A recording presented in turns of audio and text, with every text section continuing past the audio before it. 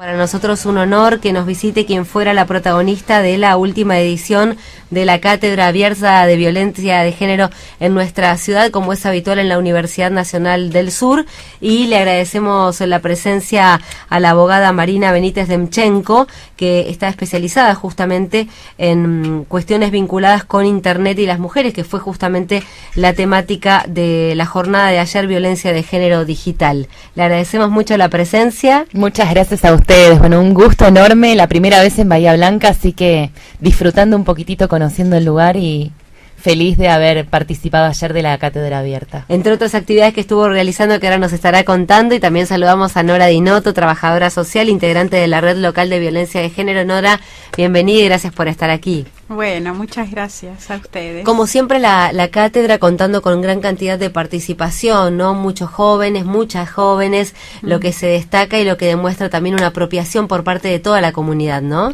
Así es, es algo que nos sorprende año tras año y eso es lo que está sucediendo, es un espacio esperado por un grupo de personas sumamente heterogéneo, de distintas disciplinas, en su mayoría jóvenes que concurren ávidos de conocer un poco más sobre la temática, así que nos sentimos sumamente reconfortadas desde la red cuando lo programamos y concretamos estos encuentros. Abogada, el derecho de alguna manera tuvo que ayornarse, adaptarse y también dejarse atravesar por las cuestiones de género y sus temáticas. Sí, sin dudas, el derecho y todo el sistema en torno al derecho. Hablamos del Poder Judicial, hablamos de legisladores y legisladoras, hablamos de abogados y abogadas, no solo la transversalidad que supone la perspectiva de género, que todavía no se incorpora fluidamente, estoy hablando de jurisprudencia, estoy hablando de acciones judiciales, estoy hablando de la propia visión del operador o de la operadora judicial, que no les es simple, no les es fácil, así que tenemos una tarea ardua ahí de seguir pujando, y no solo perspectiva de género, sino también cuestiones relacionadas con tecnologías de la información y la comunicación. Son dos aristas frente a las cuales el sistema se ve colapsado, no sabe cómo incorporarlas, así que combinando ambos aspectos, ayer dimos estuvimos con un espacio abierto muy interesante en donde se combinan los dos puntos, se tratan de llegar también a visiones innovadoras, pero que son transversales. Las tecnologías de la información y la comunicación también atraviesan todo aspecto de la vida cotidiana, así como la perspectiva de género, así que imaginen lo que supone estas dos cosas juntas, que son como inentendibles para algunas personas y a su vez son tan necesarias de abordar y de tratar debidamente. La violencia digital es tan tangible y tan dañina como la violencia en el campo 3D, en el campo real, podemos decir. Sin dudas, en el campo analógico. Claro, ahí está. Sin dudas, lo que pasa en lo digital pasa en lo real, ¿no? Tenemos en la Fundación Activismo Feminista Digital, que es a la que pertenezco y que también favoreció que hoy estemos presentes en la cátedra, decimos, lo que pasa en lo digital pasa en lo real, por el hecho de poder dimensionar o dar una idea de la entidad que tiene todas aquellas conductas que ocurren en el plano virtual. Ya no está separado, ¿no?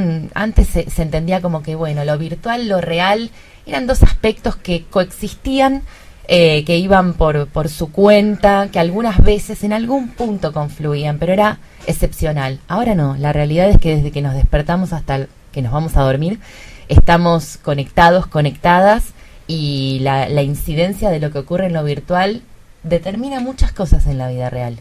De hecho, nos permite, por ejemplo, la autorrealización familiar, cuando alguien tiene familiares afuera, esa vinculación, sostenerla, la autorrealización afectiva, conocer a alguien, sostener chats, hablar todo el día, o estar en contacto permanente, y también la autorrealización laboral, porque buscamos trabajo a través de las plataformas virtuales. Y todo eso, todas estas aristas que estoy comentando, dan cuenta de la existencia de derechos. Por ejemplo, a que no se lesione mi identidad digital, a que no se tergiverse la reputación digital, a que no sufran daños mi dignidad digital.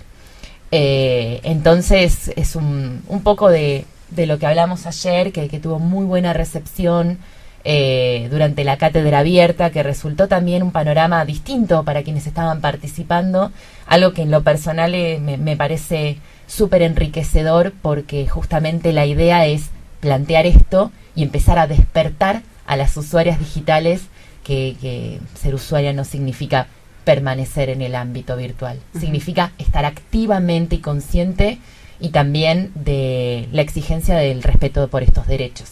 ¿Hay alguna franja etaria más vulnerable a la violencia digital? Sí, sin dudas. Tenemos estadísticas en la Fundación, las elaboramos nosotras en función de las consultas que nos llegan. Tenemos consultas de mujeres de todo el país y algunas consultas de países vecinos, pero bueno, las estadísticas que hacemos, los números son en base a las mujeres en Argentina, en distintas provincias y en distintas ciudades a su vez. Y lo que vemos es que hay una franja caliente, ¿no? Difícil, complicada de ataques y de víctimas entre los 18 y los 31 años. Que es como hablábamos un poco ayer con Nora, no es casual el ataque a una etapa en la vida de las mujeres en que propendemos a la salida laboral por primera vez. Algunas somos madres, estamos con una situación de vulnerabilidad adicional. En algunos casos tenemos nuestras primeras parejas estables. En otros tenemos ascensos laborales, tenemos posibilidades de ir escalando en lo que hacemos y cómo producimos. Y ahí es donde se genera el grueso de los ataques. Porque obviamente lo que tiende es al adoctrinamiento, a la violencia digital, de la misma forma que el resto de las violencias. En su mayoría vienen de hombres este tipo de violencias, ¿no? ¿O en la totalidad? Y nosotras tenemos, sí, las consultas que hemos recibido a lo largo de unos 4 años y pico, 2 casos solamente de víctimas varones. Así que podemos tranquilamente hablar y con franqueza de un 99,9% de casos en que las víctimas son mujeres y los agresores son varones. Y estos ataques también tienen diverso tenor, ¿no? ¿Cómo los calificaría o qué nos puede contar para tener un somero ejemplo, ¿no? de qué tipo de denuncias ustedes reciben?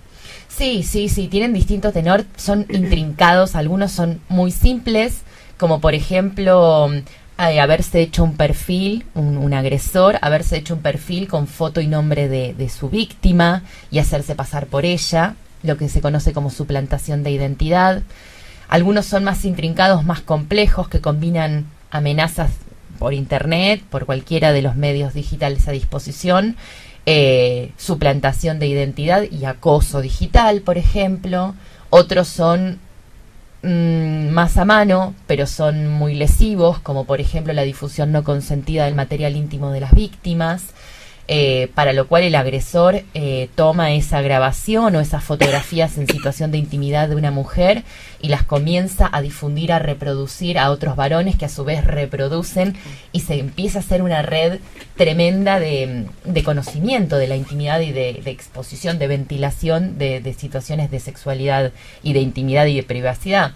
Entonces vemos un montón de casos en los que se puede identificar el componente lesivo, pero la realidad es que las mecánicas van variando. Y lo peor de todo, las mecánicas machistas de violencia en Internet van actualizándose y van complejizándose.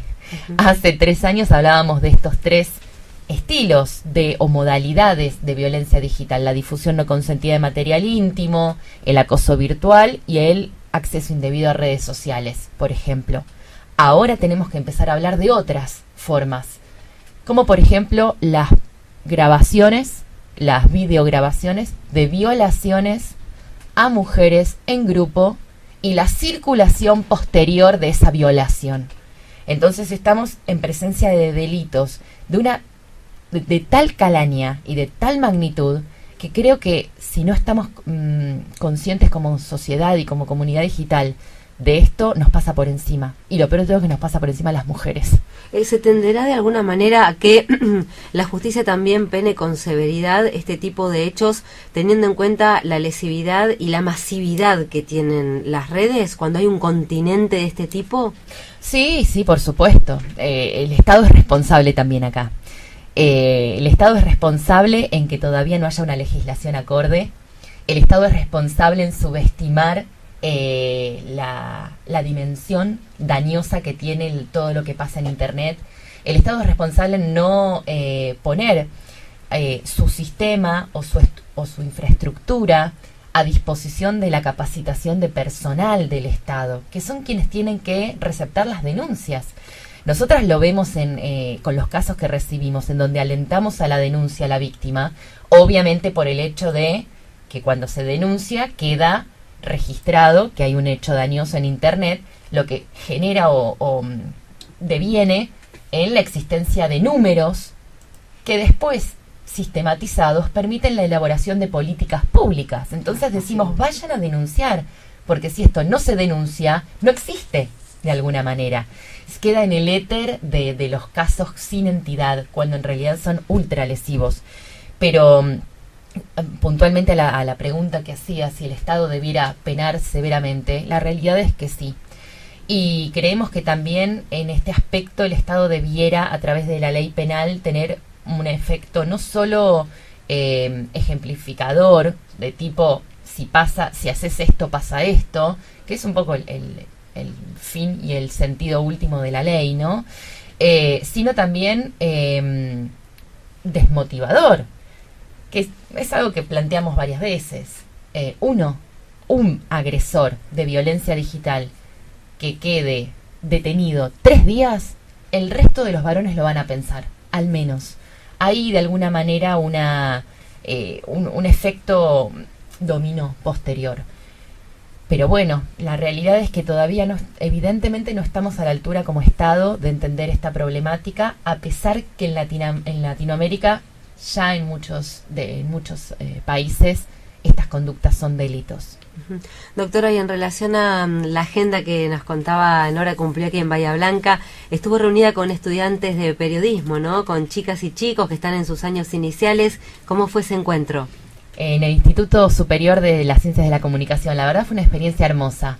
Que al margen aprovecho, feliz día del periodista y de la periodista.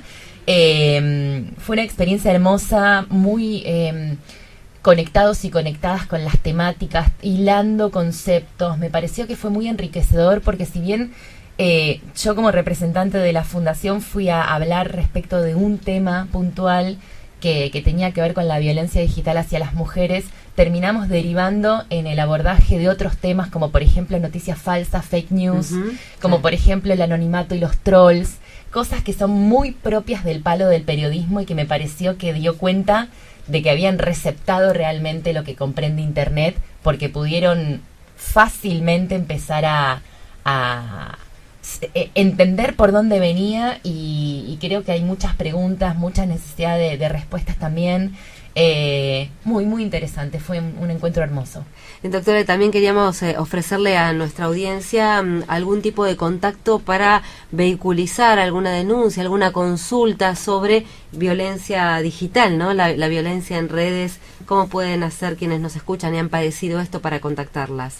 Sí, por supuesto. Tenemos nuestro mail que es info@activismofeministadigital.org y después en nuestro sitio web. Si nos buscan, nos googlean, lo van a encontrar mejor. Es Fundación Activismo Feminista Digital y el sitio es activismofeministadigital.org. Con el mismo nombre en nuestras redes sociales, y también aprovecho a quienes estén interesadas e interesados para ofrecerles dos cursos virtuales que estamos dando ahora. El primero empieza el 10 de junio, el 14 de junio, perdón, el 10 de junio cierran las inscripciones. Está a cargo mío, vamos a hablar de violencia digital hacia las mujeres, un poquito de todo esto a lo largo de 8 semanas. Y el segundo curso está a cargo de la secretaria de la Fundación, que es sobre seguridad digital, encriptación, navegación segura, cómo proteger nuestros dispositivos de ataques externos. Ya es un poco más técnica, también de 8 semanas, pero súper necesaria para usuarias y usuarios digitales asiduos y asiduas como somos, sin dudas, cosas que necesitamos en la cotidianidad. Tratamos desde la Fundación siempre volcar contenidos que sean aplicables al día a día, y para que empiece también un poco a transcurrir uno de nuestros ejes y a tomar cuerpo, que es el de la alfabetización digital. Porque venimos alfabetizando digitalmente en la medida que se nos permite, venimos capacitando personal del Estado en la medida que podemos, pero creemos que la comunidad digital también tiene que estar capacitada para su autogestión. Claro, que es una verdadera democratización, ¿no? Sin dudas, que también la comunidad digital pueda, a través de estos conocimientos, realizar críticas constructivas a su vez a un Estado que no está a la altura, y por otro lado también a pares y que puedan reconocer que cuando la violencia digital toma cuerpo, es necesario que como comunidad digital también la frenemos, y para eso hay que saber de qué se trata. Así que va un poquito orientado para ahí. Invitamos a todas y a todos a que se inscriban. Ya estamos casi lanzando. Le agradecemos muchísimo la visita a la radio de la universidad, muy amable y gracias por estar. Muchísimas gracias a vos, un placer enorme, y bueno, hasta la próxima Bahía Blanca. La esperamos, gracias. Nora Dinotto, trabajadora social, integrante de la Red Local de Violencia de Género. Agradecemos la presencia de la abogada Marina Benítez Demchenko, especializada en Derecho Informático con perspectiva de género e integrante de la Fundación Activismo Feminista.